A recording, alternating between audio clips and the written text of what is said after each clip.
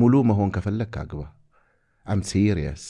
አግባ ላይፍን ኢንጆይ አርግ ትዳር ደሴት ነው ሁሉ ሰው የራሱን ደሴት ነው የሚኖረው አሁን አንተ ማታገባው ወይ ምርጫ በስተውብህ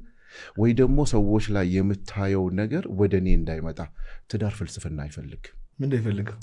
ማመን ትዳር በረከት ነው ትዳር የሚሰጠው ፈጣሪ ነው ትዳር እኮ የሰው አይደለም እኛ ሰውኛ አርገን ለምን እንጣላለን ለምን እንዲህ አለችኝ ምናምን እንላለን እንጂ ትዳር በረከት ነው ታዲያ ትዳር የፈጣሪ ካልሆነ ለምን አግባ ትለኛለህ ሰበቡን አድርስ ነው ያላገባ ወንድም እንዲያገባ አድርስ ነው እኮ ሰበቡን አረ አይ በቃ ችግር የለው እስቲ ይሄን ውሃ ሳጠጣ ተቀመጠምቶ ፈጣሪ መጥቶ አያጠጣህ አይ ነው ሰበቡን ታደርሳል ምርጫ አታብዛ ወንድሜ No, it's like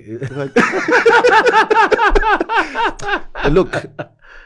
relationship ላይ ኤክስፐርት ነኝ አንድ እውነት ልንገራችሁ ምርጫ ስታበዛ የመጀመሪያ ችግር እዛ ጋር ነው እኔ ምርጫ በዝቶብኝ አይደለም ውሃ ይያጣ ሁለተኛ ደግሞ ትዳር ምሪት ነው ፈጣሪ ነው የሚመራ ምራኝ በለው በቃ ጌታዬ በቃ ለኔ የምትሆን አጋር ስጠኝ በቃ ከዛ በኋላ ምንም ምትወዳትን ሴት ብዙ ጊዜ አብረሃት ታሳልፍ What do you mean? ጥናት ቢለ 6 ዓመት 7 ዓመት አብረህ ኖረ ተዋውቀ ነው ትዳር ራሱ ጥናት ነው ኦርጋናይዜሽን አትጨርስም ራስህን አትጨርስም እንኳን ሶስተኛ ወገን ማምጣት በዛ ስማማለ ስለዚህ በቃ በዛ ከተስማማ መቼ ነው ሽምግልና የምትልከኝ አንድ ሽማግሌ ተገኝቷል አንድ ደግሞ ጨምርና እንደዛ ነው So the idea of ትዳር it's okay አውራ አንተ ስለ ትዳር ቅድም ቆንጆ ነገር እያወራ ነበር like ብዙ ዓመት በትዳር ቆይታል ልጆች ወለድክ 3 ሴቶች ናቸው ወንዶች ሴቶች ናቸው ሶስቱ ዋው ሉክ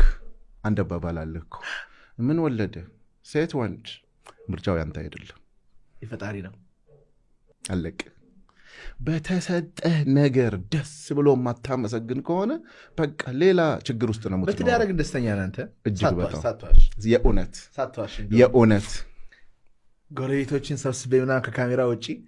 የእውነት ስትል ፊታቸውን ባይ በጣም ደስ ይለኛል በነገራችን ላይ ይኸውልህ ጎረቤት የማንንም ትዳር አያውቅም በቃ እንዲህ የመረረ እውነት ይሄ ለካሜራ ተሰብስበው እንትና ሲጣሉ አላየናቸው ሲተኙ ሳይተዋል እንዴ ስለዚህ እውነት ለዚህ እኮ ነው